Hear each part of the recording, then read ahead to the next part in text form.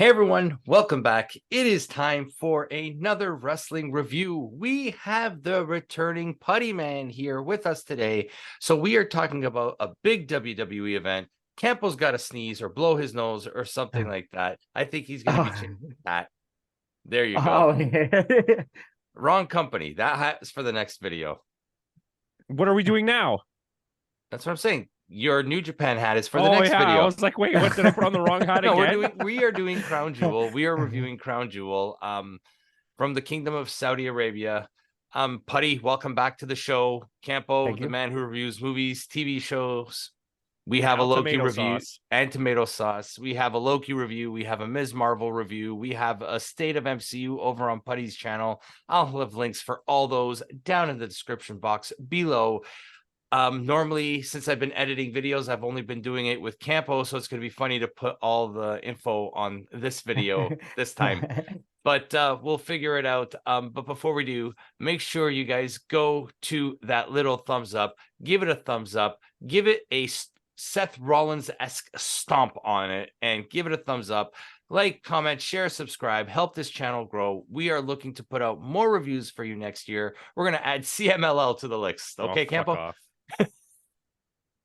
Oh, okay. Yeah, but with that, let us go right into our review. We'll start with the pre-show. Anybody watch the pre-show of Sami Zayn versus JD McDonough?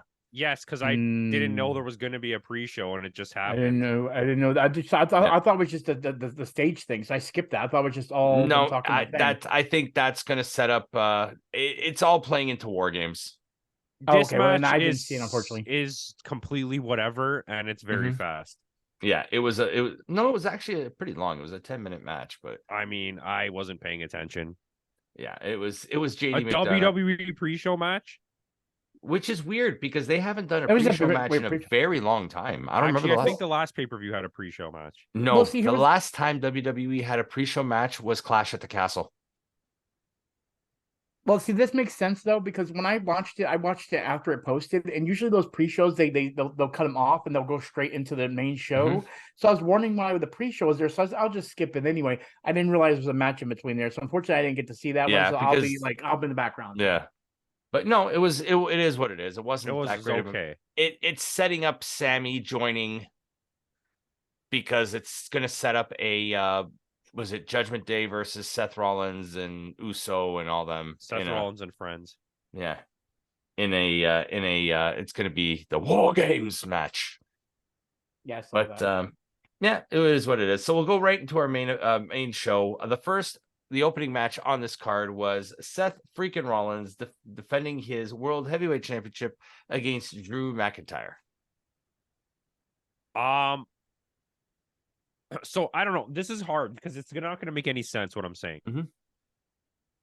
This is probably maybe the best match of the night, but at the same time, every Seth Rollins match that he's had since he's been champion hasn't been that good. I think they're putting too much on him. It's like he's fighting constantly really high level people, but the matches are just like lame. But like at the same time, this was still the best match, and the only way I could say that possibly is that, well, everything in this match is good. It's so paint by the numbers. Like it comes in, it goes. He's getting Jon Moxley booking right now, and I hate it. He loses for 90% of the match, and then boom, curb stomp, match over. Yep. The thing with Seth Rollins too is he's supposed to be playing up this injury, but he's doing moves that. If you have a back injury, there's no way you're doing like a Twister Phoenix splash off the top rope and landing on your feet. I love playing Twister with Phoenix. It's funny you guys mentioned that because I was just sitting here thinking about it. And I really didn't think about it at the time. But like without Jon Moxley, if we had Jon Moxley back in here, we would literally have outside of Jon Moxley, the two people from Shield are the champions. And why do I have this feeling that Seth Rollins is going to be like the new? Like he's going to keep the belt for so long, just like Roman Reigns. It already feels that way. Yeah, and it's like mind you, he's already had more title defenses than Reigns. Okay, here's my better way to phrase it. It's not that his matches have been bad, because like I said, I think this is a pretty good It's match. paint by It's the numbers. boring. His run has been boring. Like boring. There's been no serious threat to his.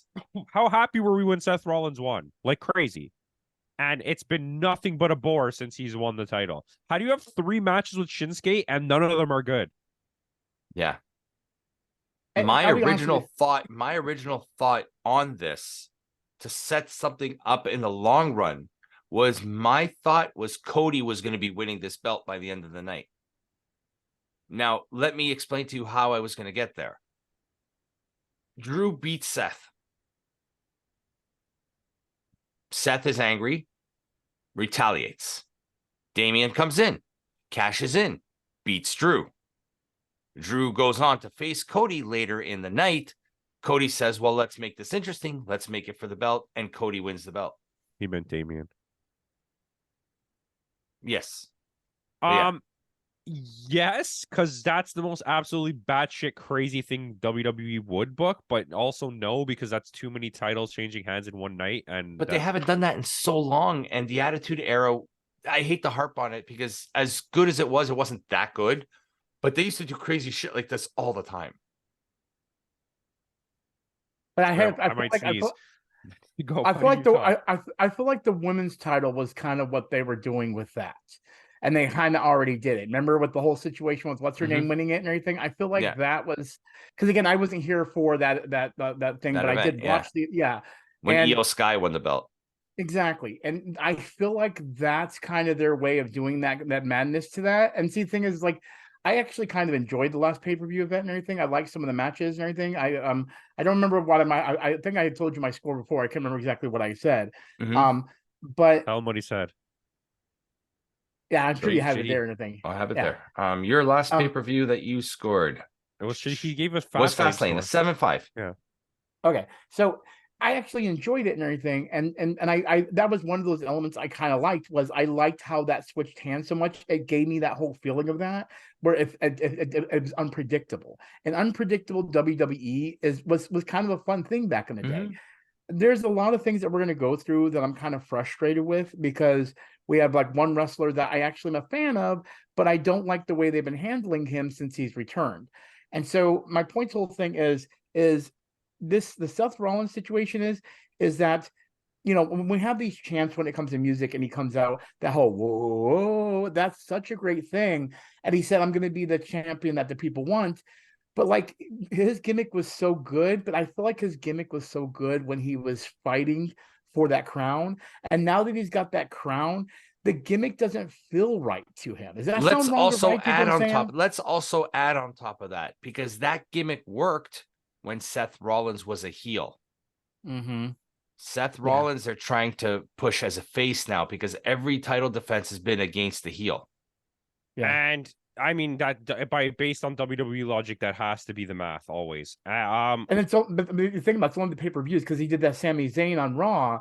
The overload of the OOO thing after the right before the match starts is starting to like really bother me. It is. The only one that's good is like it's almost as bad as hearing "Wild Thing" for like 10 minutes. But that time when it never turned off. But see, that's the thing though. Like Cody Rhodes' version of it, it's okay because of one reason. It's literally one of those moments where it's only at one segment of the song. When you have this whole thing where they keep chanting it, no, but the thing that's what it's going to me. Cody Rhodes is they sing the song when the song is playing. Yeah. Seth Rollins keeps them chanting "whoa, whoa, whoa" for like 5 Cody minutes. Rhodes. Yeah. Exactly. Something Cody Rhodes. But it's just like I don't need like an extra 5 minutes of people chanting at the end. Just start the match. Which do you even think it's the people chanting, or do you think it's the piping in of the sound? It's a bit of both. Because they're getting really bad with that, especially with Dominic. Well, AEW has started to learn how to turn down the mic and crank up the sound. So where I do believe there's piped in sound in WWE, I mean, it's undeniable. But I don't think it's as bad as everyone says. I just think it's like volume level playing with. AEW has learned to turn down the mics and turn up the sound of the crowd. For the people at home. Yeah. Because like Christian gets booed to legit. Like a death, like, and same with Takeshita and Callis. Callis, yeah. Anyways, still we're way off. This match was fine. Yeah. This match was good. Like, I don't know what's going on in my head. The This match was good. but it's just so paint by numbers. When I was watching it with Danny, for the last 3 minutes of the match, Danny called every single move Drew was gonna do. He's like, neck breaker, kick, arm drag. Well, I was like, how are you doing this? He's like, because they do the same thing every match. Yeah, and he's a huge Drew fan. I'm guessing he was hoping Drew would win. I mean, I was hoping Drew would win. That just further shows me that Drew's leaving. Yeah. Welcome to Noah, Drew McIntyre. Oh, Jack Morris is... him and Shelton sign at the same time. Oh my god, I would love that. And they join Jack Morris. Jack Morris, and then they can join Bill Mehoff, and they could be Jack Mehoff. Anyways, Teriyaki. No, Putty. There's a guy in Noah named Teriyaki. Oh God. So yeah, Jack. Okay, no, I got you. His name is Teriyaki. Terry. No, I got you. I got you. Yeah, that's the greatest name ever. I do like Terry. I do like jerky. Anyway, so. Whoa. Hey. I was trying something there. Seth Rollins goes over. Seth Rollins retains. Really, who's next for Seth Rollins? I don't know. I don't care. He needs to lose the title. I think they told far too good of a story in the ring here. Yeah. For this to end the way it is going to end, with Drew just getting pushed out of the way. Yeah, because at the end of the match, Damian wants to come in and cash in, but I don't get that. Why do they keep teasing a cash in? He ran away with the thing. Who cares? He ran away. It's my thing. I said I'm gonna cash in. Who cares? You know what? Damian's never getting that belt. You know why? Because Gunther is winning the Royal Rumble. Gunther is going to be this. And Gunther is going to beat Seth at WrestleMania. He's going to try to cash in at WrestleMania and lose. Something, Cody Rhodes. Cody is losing to Roman again. Oh, of course. The story's going for at least 5 more years. Yeah. Cody is losing to Roman again. Until he beats Bruno Sammartino. Yeah. Well, I mean, they're starting to talk about it. Okay, what does he have? Two full years left? Yeah, 2 full years. But we'll see. Yeah, so we get a cash-in tease. It doesn't happen because Sami Zayn runs in, steals a briefcase, and runs away. So stupid. I'm sorry. Yeah. This was a good match, but it was. I don't know. Wait. What if, because they're setting up the Survivor Series match, right? They're setting up the War Games match, which it's going to be. What is it? It's Judgment Day against Cody and Cody, Seth, Jay, and Cody, Seth, Jay, and Sammy, right?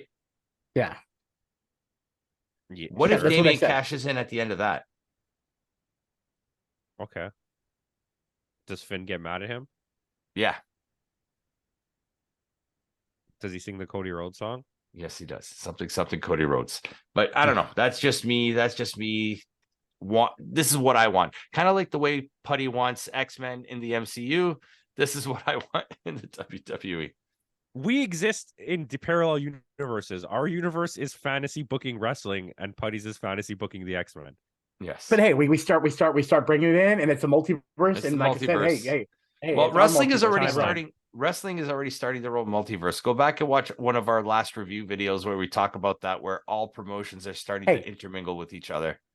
If we can find a way, we've already me and Nikki have already done RLG Pod. If we can get JD, RLG Pod, JD, or something like that, we got the multiverse right there. We're doing it. I'm just saying, we're putting it together. It's coming RLG together. Pod donuts. RLG Pot donuts. About donuts. There you go. Donut pot. That's a new product. But yeah, so we'll go into our next match. We have Rhea Ripley defending her Women's World Championship against Nia Jax, Raquel Rodriguez, Shayna Baszler, and Zoe Stark. Yeah, I think everything Zoe Stark did in this match is fantastic. Oh, here we go. But I'm gonna forgive her because I think she's so good. Mm-hmm. Oh, yeah. JD's lagging. They need to push her a lot. That's okay. Better now. Okay. I would love to have her, and what's her name that just came in? Was it Jade Cargill? I would love to start, because I don't know how Jade's going to do in the WWE, but I would love for her to get into that kind of. Jade Cargill is going to make her in-ring debut at Survivor Series, guaranteed, against Damage Katarl. Oh, Damage Katarl. Oh, that's good. Katarl. Speaking of Jade Cargill, I just got to throw this out there. because I was not expecting it all. Whatever day this comes out, I guess last week's Dynamite, Julia Hart fought Red Velvet, and it was an absolute banger. And Red Who Velvet the hell won. is Red Velvet? Yeah, and Red Velvet won. Listen, let's not talk about that. Anyways, but yeah, like we said, Zoe Stark was the standout. She was the best part of this match. Best part of this match, and the rest of this match was absolute dog shit. I'm gonna be honest. We as a group of people, there was like 5 of us watching it, struggled to pay attention to whatever was happening because it was so bad. Yeah, especially the Nia Jax spots. Yeah, okay. She looks like she's gonna kill somebody. I'm gonna say with her, I'm not really that familiar with her. I've not watched so much. I don't like her, and it's not because she doesn't look like the other wrestlers. Nobody does. Just, there's no interest. There's no. Like, for example, if you're trying to push a mean character, we have a lot of those already that are really good, and even in the past, like China was a big character. There, what's her name? I can't think, the redheaded girl. She, I feel like, was a better as far as like being a bigger wrestler. Yes, in that redheaded form. girl. I can't think of her name. She's a Celtic girl, or the Celtic one. They don't have her Becky Lynch. No, the bigger girl. She was heavy set. The biggie one, the girl. Dewdrop. Was that her name? I can't remember her name. Piper Niven, the one that's a tag champion. I think so. Yeah, the one that was she's an overweight girl. She's a redhead. She's an overweight girl. That's Piper. That's the only thing I can. The only one I can think of is Piper Niven. Yeah. Yeah, that's what I'm thinking of. Like I don't mind as much as. I mean, it's just it's. I mean, well, she's a good wrestler. That's why Piper Niven can wrestle, though. Yeah. Yeah. But that's my whole point. Is like this felt so offish, and it really made what's her name shine so much in this because everything else was just so bad. Does that make sense? Like she knew what she was doing, and it looked good, and the intensity that she brought, and all the other ones just seemed like they were just there for her to totally mess up in that ring. Even though this shows me that WWE does not know how to book their champions. No, I don't know if it's champions. I think they don't know how to tell the proper storyline with their champions. So this is a really good point that was made to me. Shout out to Jeremy.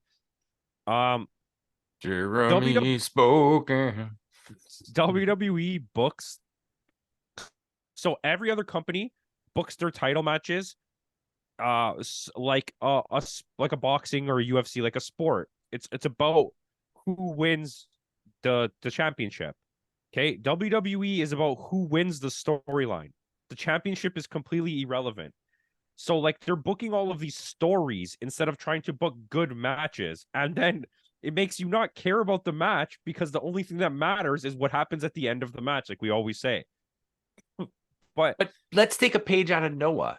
We just watched Jake Lee versus Keno, and tell me that did not tell a great story. But they understand emotion. Okay, you know who understands also emotion? Cody Rhodes, because he worked in Japan for a long time. Shinsuke does, but they just don't let Shinsuke. I'm sure Akira Tozawa could tell you a great in-ring story, but you're not going to let him ever wrestle because he's a joke. I don't understand this match, right? Because I like Rhea Ripley. We know we like Rhea Ripley. Yeah. And it's less of a championship booking thing as much as it is a story booking thing. And also that they are so bad with their women's division. It's so awful. They have so much talent right now when we get to spoilers coming soon. And what the future may hold. They're so overly stacked on their women's roster, but yet cannot put together a good match. Yeah. Because... Well, see, here's the other thing too, and that's the reason why who was it you all said earlier that was dominating this match that was really good. I could see Zoe Stark. I could see Zoe Stark and Rhea Ripley having some great championship matches against each other, to where even letting Zoe Stark win the belt and everything. But they're not ready to push her or tell that story, so she can't get the match. We're in AEW.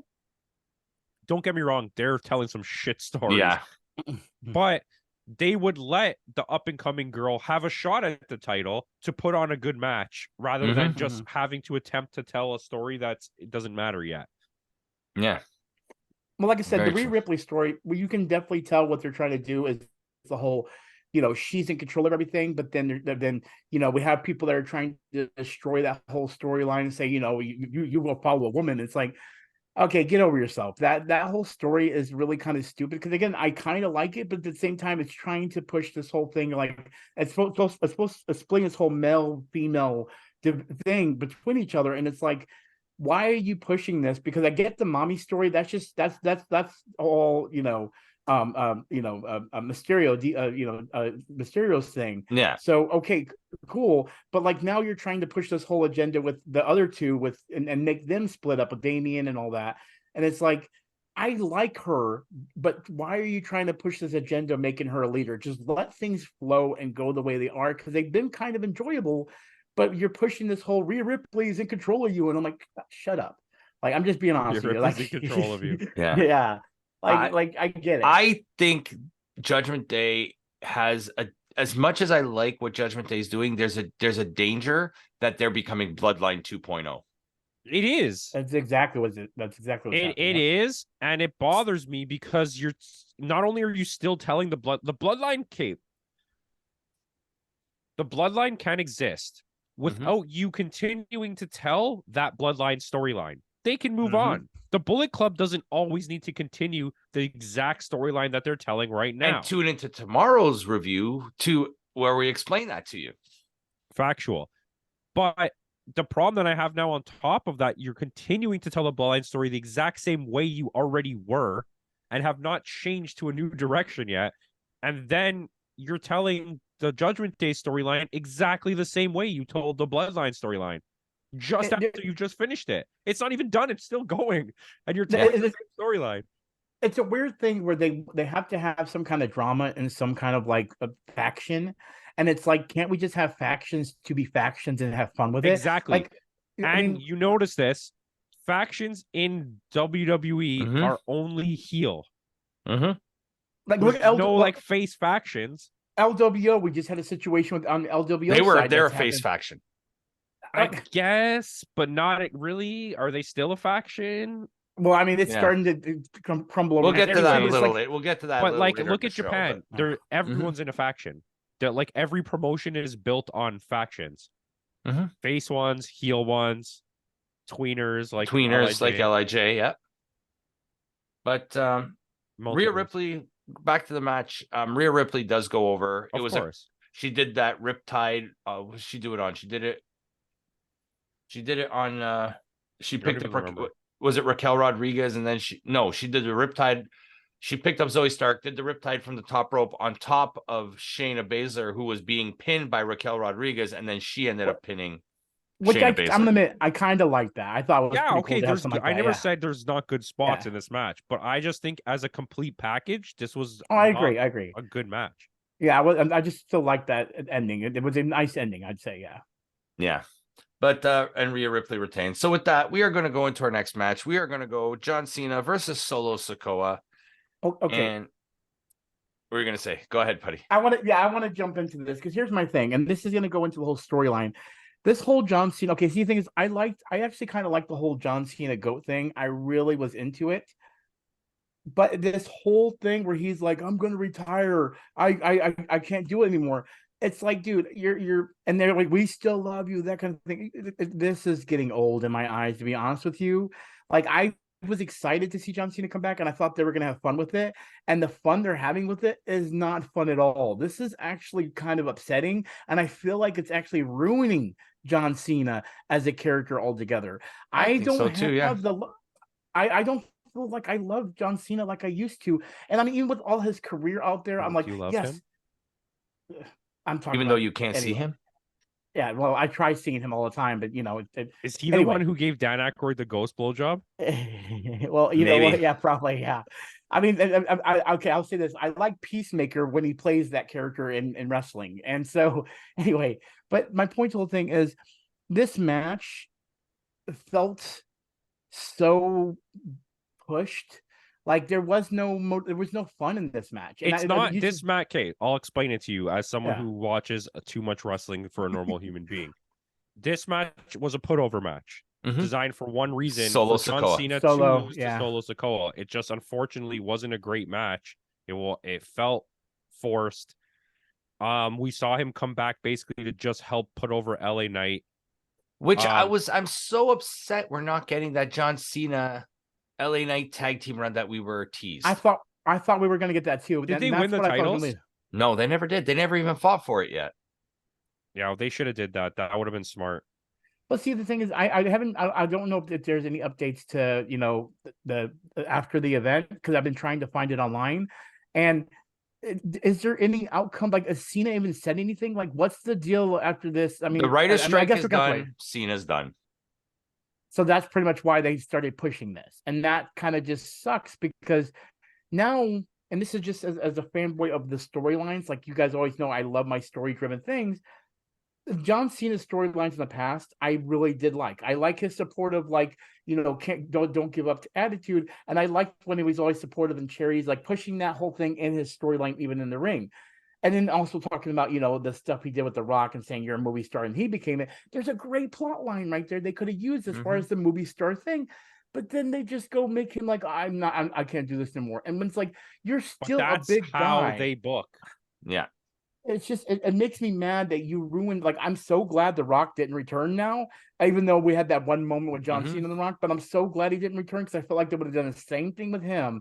And The Rock, both Cena and Rock in my eyes, because they're good movie stars as well as, you know, pretty good wrestlers, they have great storylines within WWE, and now you've kind of just ruined Cena's in my eyes. Don't do it to Rock's now. I don't want Rock to come back now. I feel like it's going to get ruined. Yeah. Because I seen But it. he's finally starting to see the light. Because of Cena, because Cena was the prime example. I felt like they could do it right, but they screwed up Cena so badly. And this match was the pivotal moment, because he was like, I'm going to show you all that I can do it. And then he loses the Solo to push Solo, but I don't care. You didn't push Solo. I don't care about Solo. Yeah, I just don't care about Solo. Crap.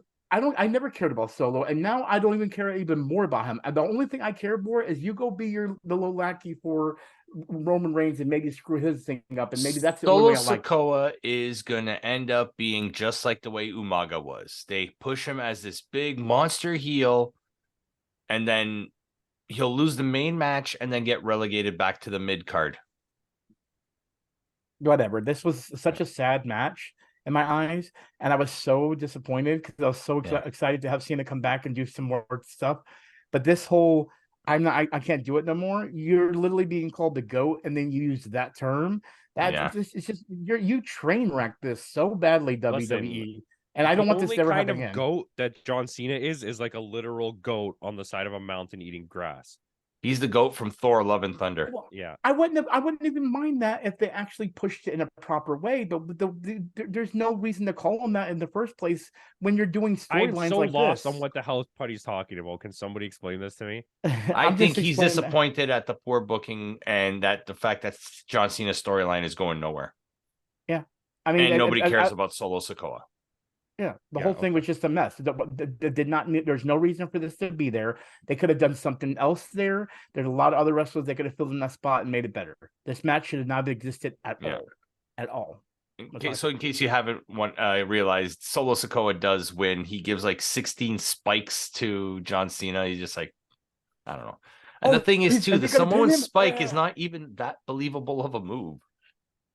You have more chance of hurting your thumb than you do hurting the guy. But anyway, before we go into our next match, we had a what was the point moment. We had Miz TV versus Grayson Waller effect with I skipped it. Yeah, some guy fast forwarded this. Yeah, nothing came out of it. They're turning Miz face. That's all I gotta say on that one. Which I don't like. They should just fire the Miz. Oh my God, WWE! I'm so glad I didn't watch that. You know he's going up against Gunther, right? Yeah, I don't want to know about it. No. Yeah, he's not going to win. Hopefully, Miz can go back to the real world. Yeah, not the real world. He can do another Marine movie. Yeah, exactly. So we're gonna go into our next match. This was our third championship match, 3rd of 5. Rey Mysterio is defending the United States Championship against Logan Paul, and oh my God, Logan Paul is so good. Match of the night. This was match of the night. Yeah. Okay. He has no right to be this good. Okay, I'm gonna say this right now. I don't know. Can we go? Can I go straight to it, or should we wait? Do we need to lead into? What about what? Logan Paul winning? No, before that. Which one? the spot that he missed, but then saved Ray's life? Oh, where Ray almost died. Okay, so I'm someone watched that. 90% sure the spot was Ray's gonna go up for a flip and you're gonna catch him. Well, no. What was going to happen? Someone actually analyzed and showed this. What happened was he was supposed to be forward so that way Rey Mysterio can land on him. But what happened was he was not there at the time to let him land on him like he actually did the thing. And so what happened was Ray also didn't get a full rotation on that flip. Exactly. So both of them botched their moves. So what happened was that's when he jumped in, grabbed him, and then he did a modified slam. I'm going to say this right now. I've never been a fan of Logan Paul, but for him to be able to fix the botch and then pull off a move and save Rey Mysterio's life, I don't know how this to man have that ring awareness at such an early stage of your career. Like you got to give him that. You got to give him that. I'll give him credit that he did his job as a wrestler, which was to protect the other wrestler. Yeah. Well, no, but I get that. Pretend like any wrestler would have did the same thing. Well, no, I get that, but this guy is still fresh. Yeah, I agree, but I'm not giving him any credit for it. He's a piece of shit. And I mean, as a human being, yeah, he is, yes. But as far as like wrestling, before he's pulled off some great moves. The stuff with Ricochet he did in the past. He's done some phenomenal things in this ring for somebody that's fairly new. That you would think by watching him, dude, he must have been doing this for years. Like, because he's doing stuff that Rey Mysterio was doing back in the day in NWO kind of situation, or LWO, or WCW. Mm-hmm. He's doing stuff that a lot of wrestlers take years to get to, and he's doing it so quickly without even having any time, like a family-oriented field. He went to boxing. He was a social media thing. So it really shocks me to actually, and it's funny, I really enjoyed this match. I was like, holy crap, this is a fun match. Yeah, it was a really good match. Wow, Logan Paul impressed me, and he also did. He took a corner spot, so I was showing this to everybody. So for the rest of the night, every time a corner spot happened, I rewound it and showed everybody the way that Logan Paul takes a corner spot, a ring post spot. He dives right in between both ropes and he hits off the thing and then goes out of the ring. To watch, like every single person after the set takes one, they don't even make it to the pole. I gotta look up for that now. It's like if you watch any other wrestling, Japanese wrestling, Impact, they'll take that pole spot, just like Logan Paul did, and I give him so much credit for that because you watch anybody else, they don't even make it to the pole. No, that's true. Full on, and that's part of like selling the story, and I think there's a lot of that here. There's a lot of hard impact, and it works, and I think Ray appreciated that fact. Even though we get a little thing at the end. But we're saying, Putty, go ahead. Well, I was going to say, that's why I'm not going to say the outcome, but just in general, Logan Paul, I never thought I would actually be genuinely excited to see what's going to happen next. But I'm actually super excited now. Like I literally freaked out when he won. Well, I mean, I guess for now, yeah. Yeah. When he won, I was like, oh my God, he won. And then at the same time, I was like, I'm actually happy about this because he gets to stay that heel bad guy, but now he gets to play with some great matches that they can throw in there. And then he can really play off the whole, I did this and I haven't been here and you all are prepared. Like there's so much they can do now with Logan Paul. And I hate to put it this way, Logan Paul isn't ass. But if you've seen his stuff on the side, he is very creative when it comes to things, and that's probably what they're thinking. Is like when he commits to something, he commits to it 100%.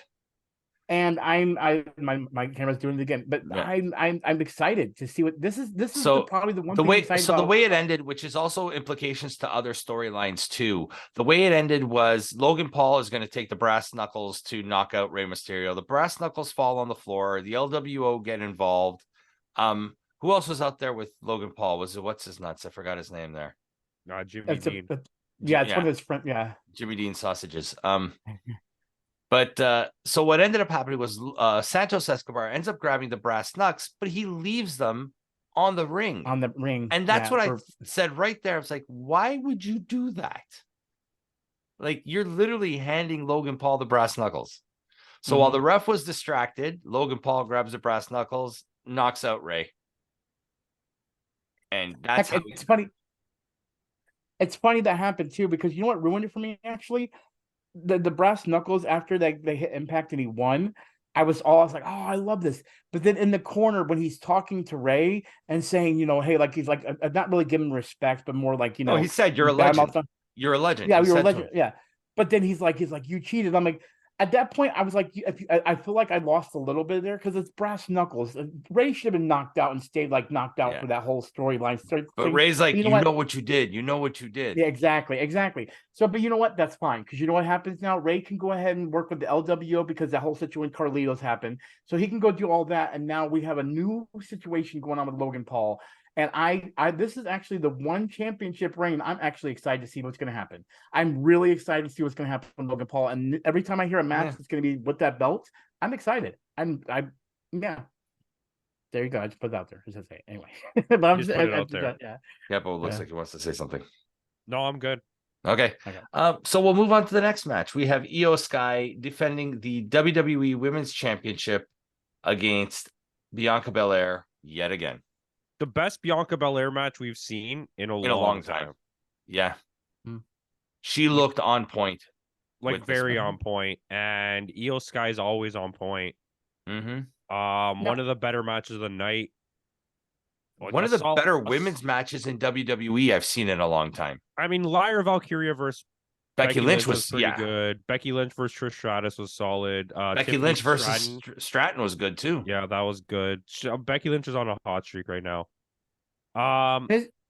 And isn't like Jade Cargill and who was in this match? We just said it, but I forgot her name now. Sky. Bianca Belair, Sky, but Bianca Belair. Aren't they like about the same like height and like Jade's a little bit Cargill's taller, bigger and Is she? way Okay, more okay. muscular. Well, I know Jade Cargill's Like muscular, ripped but that's wise. Yeah, no, I know. But Believe me, Bianca's probably got the core strength. Yeah, Bianca's thick. I don't know. I really enjoyed this match. It's a solid 4+ stars match. And this was, I think this benefited until the end. This benefited by nobody outside of the ring. They just I let the liked women when it came because we got what I wanted, which was possible proof Kairi Sane comes back. I called it. Yeah. That she is going to be useful this time around. And now there's going to be a feud with what's her name and her because of her interrupting and like saying, "Oh, my best friend," kind of situation. The other one's like, "Oh, what the hell? What am I?" Well, now? I mean, the story there too is Kairi's last match in WWE was being absolutely humiliated by Bayley. Yeah, so now Bayley. There's rumors. I don't know if you saw the pictures online, but there's rumors right now that Asuka is also going to join Damage Control. No, it's official. Oh, it is? It happened on SmackDown on Friday. And they're going to push out the 2 Gaijin wrestlers, and it's going to be just the 3 Japanese girls. With eventually Julia coming in March. I mean, now I just watched something very recently where Julia did an interview, and she said that she has a verbal agreement to go past her contract with Stardom. Okay. And there's a chance that she's not going to leave at all because she gets paid way more in Stardom than the WWE is trying to offer her. Really? Because the WWE want to put her on an NXT contract. Oh, yeah, an entry level. She won't take that. That's like one third of what she's probably making with Stardom. Was it Bushi Road, right? Yeah. But but I mean, we had a returning Kairi. Asuka joined the team now, and you could see that Bayley's a little uncomfortable with that because they've all had their history with each other. But you probably have 3 of the greatest Japanese women's wrestlers in a faction together now. Ever, yeah. And you also have one of the greatest WWE women's wrestlers, Bayley. But see, this might be a good storyline if they do it right. You know what I mean? As far as like, having a feud and everything, and then putting a few they're literally, it's 5 people. How coincidence. They're gonna tell the bloodline storyline. Dakota really can't wrestle right now, but the rumor has it now that it's the War Games match, that it's going to be Bayley, Io, Asuka, and Kairi against, I think it's Bianca, Shotzi, Charlotte, and Jade is going to be. That's what the rumor mill is going. Shotzi, come on. Well, Shotzi came in to help Charlotte this week on SmackDown. It's Shotzi. I don't know. They're high on Shotzi for some reason. She's gonna botch ski. Well, who would you rather have? Anyone else? Chelsea Green. Have we not forgot that Chelsea Green took a ladder spot out of the ring through And the tables Queen on of the the Mountain. outside? But we're just pretending like that didn't happen. That didn't happen because it didn't happen in the WWE. But yeah, that's the rumor has it that Cargill is going to be part of that women's Survivor Series match. Well, we'll see. That's what's that? And then January, February? Is that February? No, 2 weeks. Oh, it was in 2 weeks? Oh, sweet. Okay, cool. Yeah. But yeah, I mean, so we get a returning Kyrie. Kyrie is the one that helps Io Sky retain, and Bailey's on the outside looking a little uncomfortable with this because there's a history there. Is this a slow turn for Bailey to become face? And I think it's what I said is going to happen. I think Dakota Kai and her are going to get pushed out of the faction, and they're going to turn into like a face tag team. And then eventually Sasha comes back and they do a 3-on-3. No, Bailey's going to leave and go to somewhere else. Like leave the company. You think Bailey will leave the company? I hope so. I truly hope so. I want her last hurrah to be somewhere where they're going to like use her properly. Was there an event on Friday? For what? For WWE? SmackDown. People keep telling me, are you going to watch the thing on Friday? Are you going to watch it? And I'm like, what's happening? I don't know anything on Friday. Yeah, neither do I. Anyways. But I digress. So with that, we're going to go into our second last match of the night. We have Cody Rhodes versus Damian Priest, just like some rando match. I don't know. Like okay, I'll say this. As much as I like Cody Rhodes, what was the purpose of this match? Yeah, it wasn't a very good match either. There were some good spots, but there's nothing to get excited about. Like there was nothing. It feels like it was a generic. If this match. were Finn in the spot, different story. Yeah, I agree. I agree. It was okay. Like it wasn't a bad match. I wouldn't call it bad, but I just didn't feel Is it just me, or does it just feel like Cody Rhodes? They're just trying to just make sure he's in a match no matter what, because they don't know where to put him. They're putting him on the card. But that's like how they function in these matches, right? These crown jewels. These are like back in the days when the WWE in the 90s used to go to Europe and they would put on these huge, massive pay-per-view type events, but nothing that happened in those events counted. Like none of it was counted in kayfabe. And that's how I feel about Crown Jewel, because like the chances of a title changing hands at Crown Jewel is like 0. So the fact that we had a title change was like pretty crazy. Yeah. But I really don't have too much to say about this match. Yeah, this was not that fun. It was just there. We get a JD McDonough interference. We got a Finn distraction. It was basically a Cody Rhodes greatest hits match.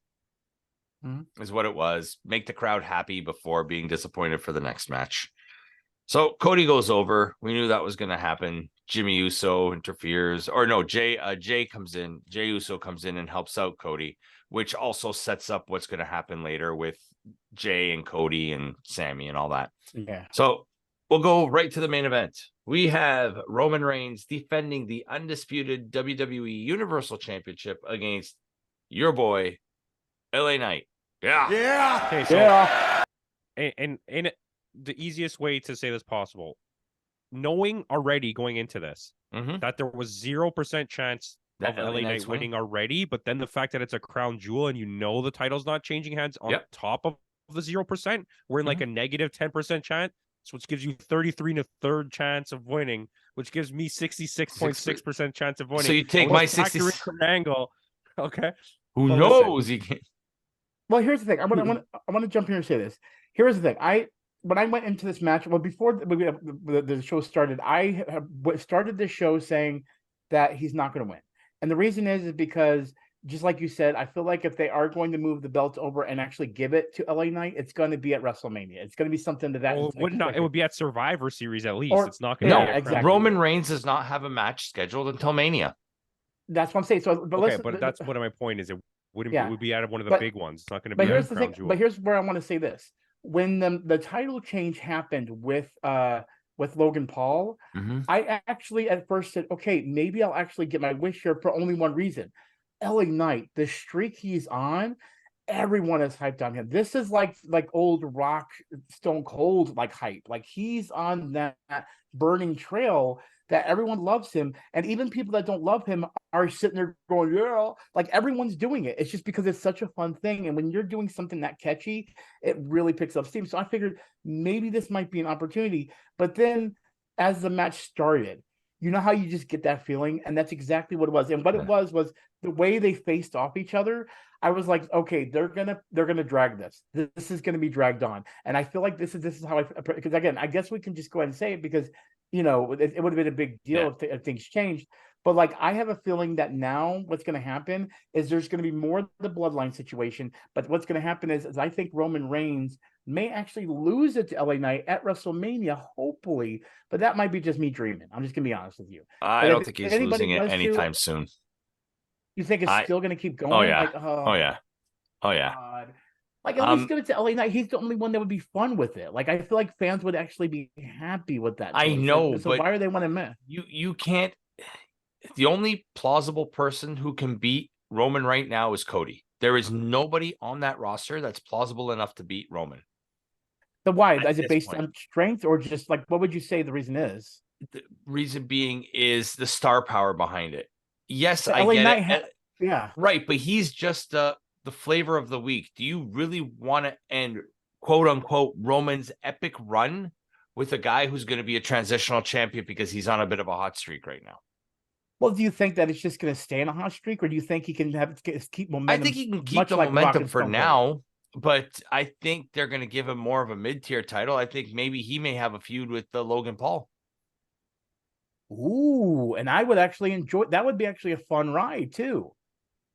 Okay, I would actually be okay with that. Yeah. So this way you can transition the belt off of Logan Paul, because Logan Paul is going to be a part-time champion. He's not going to be on every episode of Raw or SmackDown. He's not going to be at every pay-per-view. So he's a part-time champion. Give him the belt to Rumble.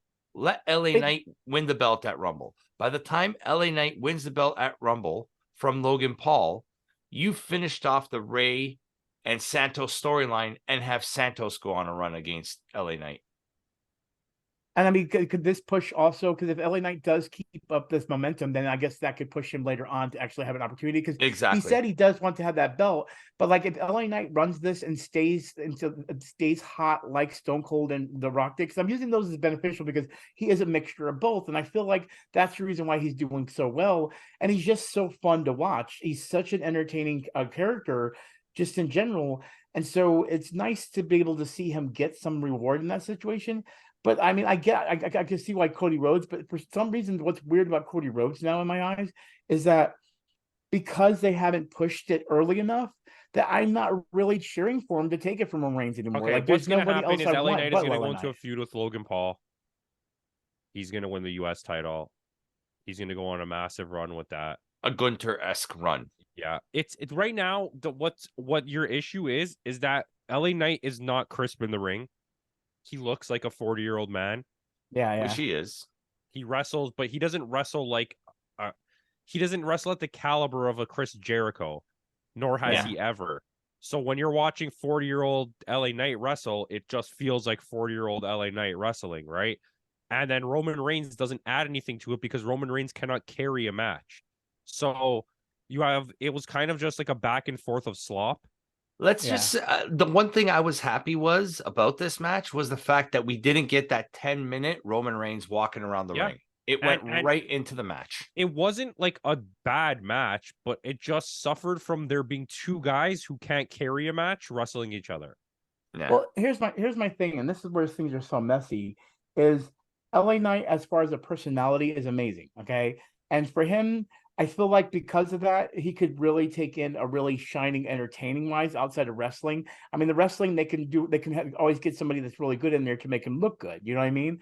Well, he can go. The problem is you put him against another guy who has a similar skill set to him in the sense that he needs to be wrestling another good wrestler. And I get that. Two guys like that, they're just gonna like mid-level the whole match. Yeah, because that's the problem. Let's not hide the fact that Roman Reigns is not a very good wrestler. I mean, he's not bad, but he's not good. But that's the thing we're having here is everyone's tired of the Roman Reigns run. Even like people like in the company or like in general is tired of it. Cody is such a big player in the game, but because he hasn't, because he had that small run with Roman Reigns in that feud, and then they kind of separated, and he's not even paying attention to Roman Reigns. I don't care about if he comes back and now and says, "Oh, I'm going to take your belt." There's no feeling there anymore. It's so weird what WWE has done with their talent. And the one time they have a talent that actually people love, I know they're going to push it over the thing, but that's the most important thing. Is if you got to look back in the day, Hulk Hogan wasn't the greatest wrestler either. It's just he had a personality that really made fans love him, and that's my whole point. The whole thing is that's why it's called sports entertainment. We're not looking at like what is in Japanese wrestling. Okay, this is akin to Hulk Hogan. Since you said Hulk Hogan, this is akin to Hulk Hogan versus the Ultimate Warrior. Ultimate Warrior was on a hot streak. Everybody loved Ultimate Warrior. Ultimate Warrior beats Hulk Hogan at WrestleMania. Held the belt for what, 3-4 months? And everybody, I get it. You know what I mean? Like, and then he fizzled out. But like, who is it? Are we going to go Jey Uso then? Like, who is the one that we actually want? Because I have nobody. There's only 3 people. There's only 3 people I think are feasible to beat Roman Reigns. It's Cody Rhodes, Jey Uso, or returning AJ Styles. And see, the thing is, I hate to say it, but all 3 of those, I don't give a crap about wanting to win it.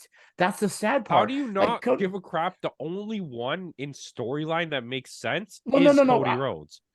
Well, I understand the storyline it is, but they messed up. They messed up the opportunity to make that storyline good. At this point, if Cody was to come back and go for it, I don't feel that momentum. It's not as entertaining as far as wrestling. What momentum do you carry? What's the carrying momentum for you? Okay, LA Knight, who has fans behind him, but has nothing to do with this storyline. I don't know if you heard what I said when you were off camera. Did you hear what I said? Can hear. Yeah, it was like the Ultimate Warrior run against Hogan. No, it is. No.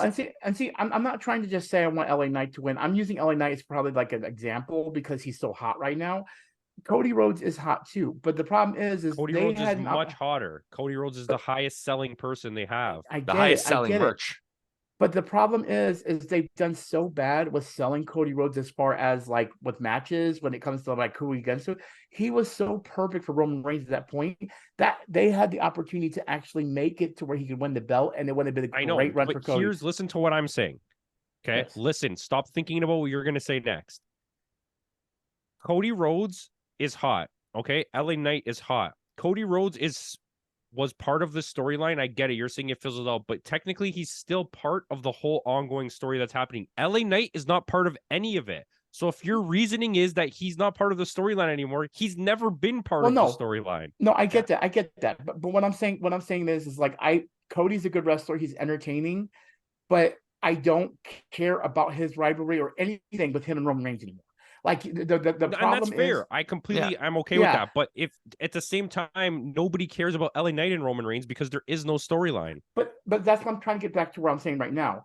The whole thing about we need to get somebody to take it off Roman Reigns that's going to make it special. And even at this point now, even the Cody Rhodes situation doesn't feel special anymore. Nobody in WWE at this point at all literally feels special enough to take it from Roman Reigns. Roman Reigns has literally beaten everybody. But here's how I see it. And so going back to what I said before, LA Knight is so popular in the sense of what he is, but Roman is in WWE land the most popular. So having him lose to LA Knight would just make people kind of like what he said, Ultimate Warrior situation, where I think what you need to do is tell the story with LA Knight beating up the little punk Logan Paul and winning that belt, where people are going to love that shit, where he's like, yeah, and he's just going to beat him up. I guess it's just and they're both good on the mic. You know what I mean? It's more of a, it's like a heel, but people think one of them's a face. Yeah, I think what the situation is for me is that in general, I don't want Roman Reigns to keep this belt. It's boring as fuck. But then there really is. I'm in the same boat with Seth. I'm in the same boat with MJF. I'm so bored I'm tired. Now. But then I also want to bring it back and say this. There's nobody, and I know Cody Rhodes is the one that is there that should take it. But even Cody Rhodes, for me, doesn't feel as interesting to take it from Reigns because his storyline with Jay and the whole thing is way more interesting than anything they can do with that. Let's just get the win for Cody. Let's get it out of the way so that when his contract's up, he can leave and go back somewhere and do good wrestling. Back to Japan for Cody. Yeah. Oh, I know. It's Roman. Them keeping the streak with Roman Reigns has ruined everything, and I hate it so badly. This is why. I don't care who takes it. WWE doesn't push quality wrestlers, they push products. Okay. If you go back and look through all the products, John Cena's, your Batistas, your Triple H's, none of them were Yeah. genuinely great wrestlers. Okay. But the main big ones, and Roman Reigns is one of them, they don't have enough time left in his career because of how little he can wrestle to give him like 37 one-day title reigns to pass the record. So what they have to do is just let him wrestle every 3 months and let the time build up. That's what they're doing. Yeah. And that's what they're only doing, is just so he has the streak. That is the worst streak ever, because I get it. I get when Roman Reigns started, that was something they were looking forward to doing. But now, and I think every WWE fan can say this out there, we have a sour taste for this. So you're literally destroying your own company with one guy just because he puts on some kind of image of being a bad guy now. That is just no more fun. It was fun before when the bloodline was together. With Jay being gone now, that storyline is boring to me even more than it was before. And now it was boring like, before Jay left. Yeah. It was so left. Here it is right now. That. The way it stands, the way it stands right now, Roman Reigns is number 4 all time. Okay, don't give him number 1. I don't want him to have number 1. So I don't think number 1 is achievable because he's still 1,700 days away. Who had the most? Bruno Sammartino. Oh, okay, yeah, I remember that. They're going to push him to number 2 though, because they're going to have him hold the belt another year. Who was the other? Who has number 2? So number 3 is Bruno Sammartino. His second run with the belt was 1,237 days, which he's going to pass that by the time they get to Mania. Okay. And then after that is Hulk Hogan with 1,474, which will take you to Mania next year. Okay, so I'm going to say this right now then. Why I understand Hogan, but see, Hogan, unless they just hate Hogan and that's why they're doing this. Hogan is like, I hate putting it that way. It's kind of like Mario in this situation. You know what I mean? Even though I would never compare as far as like his later career to be great, and what he says, like, you know, in podcasts and all that stuff is horrible, but he put wrestling in the mainstream. You know what I mean? He was the one that put it out there in the mainstream. That's the same reason that we, as people who don't like them, point at a John Cena and say he's important to wrestling. I'll never rank him top good wrestlers, but I think John Cena is not even in the top 10 of longest reigns. But that's because John Cena and Randy Orton, Randy Orton's a much better wrestler, but Randy Orton, John Cena, Triple H, the way they were booked was give them as many titles as you can on 30-day reigns. Like by the next pay-per-view after they just won it, they're going to lose the title. But that's the thing, though. Looking at Hogan or looking at the Rocks and those kind of people, these are people that actually have like a mascot appeal. They have their own thing. Literally, they made a show called SmackDown based on him putting the SmackDown on candy ass. Those little things are because they're iconic characters. Roman Reigns is not that. So giving him that whole thing of like, I'm going to take over what Hulk Hogan, even though Hulk Hogan's not a good person, he was a good wrestler. You're witnessing the stubbornness of Vince McMahon, where it was like, I don't care. I'm going all the way with it. I don't care what you think. And that's pretty much the fans eventually just started liking it.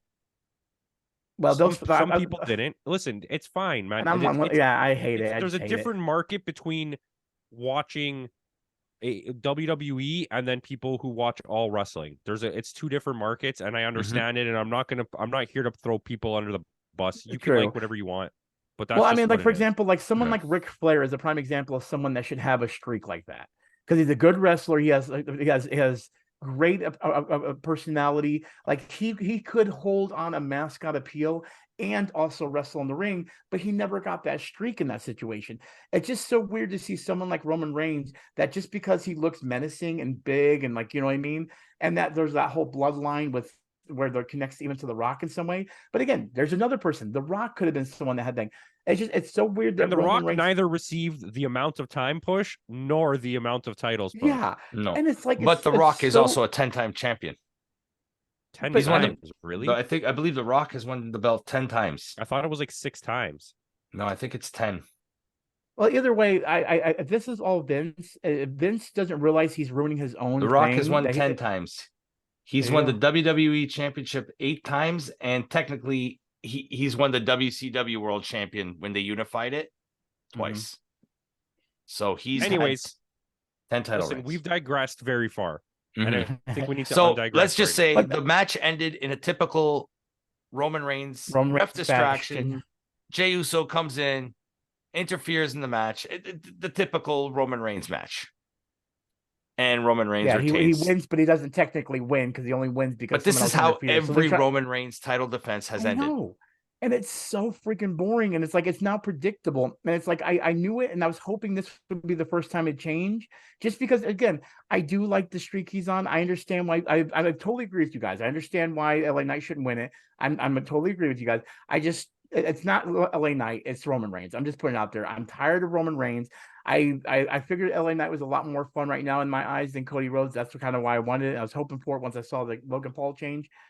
But again, it is, and as people who don't want to see Roman Reigns at all, but it's awkward for us to say it, but like I need him to lose in a way that makes sense. It can't just be like, oh, he lost to LA Knight at Crown Jewel. But see, that's still, and I agree, and that's the reason why I was hoping maybe go. And the only place he can lose has to be at Mania.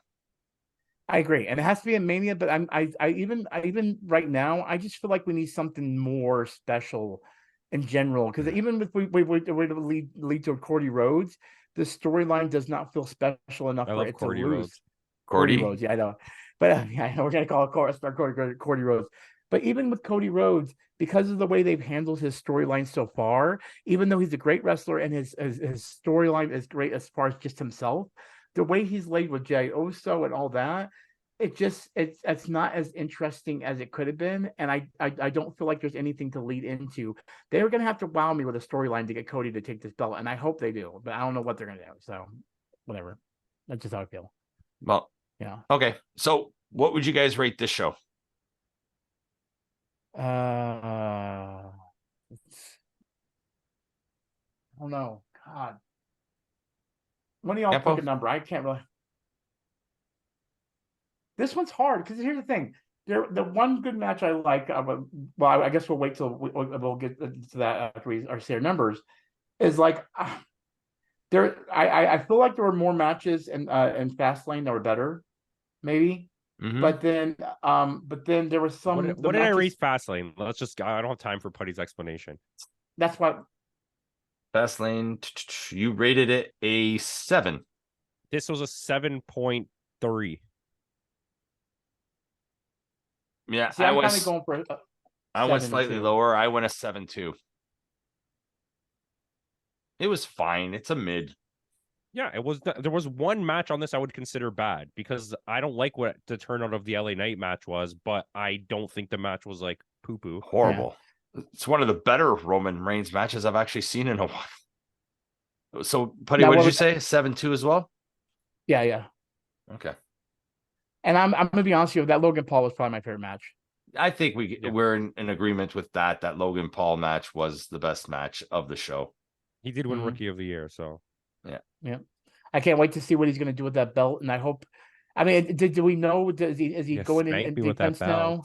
Well, have you seen the post he posted on his Instagram where he's lying in bed naked with it, a la Shawn Michaels? I'm good. Anyway, so is he defending it though? Is he defending it in any way or no? Maybe he might defend it at Survivor Series. Okay. Well, I didn't know if anything was announced. That's why I was. Yeah, he might defend it. I think Survivor Series is the last pay-per-view before the Rumble, so he may do like a rematch with Rey Mysterio at Survivor Series, retain, and then maybe do a match with LA Knight at the Rumble. Yeah.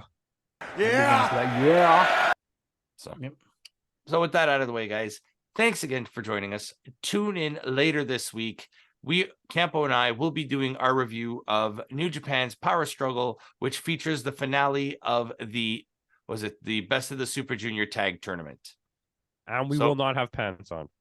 No, I don't even have pants on now. I just have a shirt and that's it. Yeah. Pantsless. What? Anyway, with that out of the way, guys, thanks again for joining us. And in the words of Kenny Omega, goodbye and good night.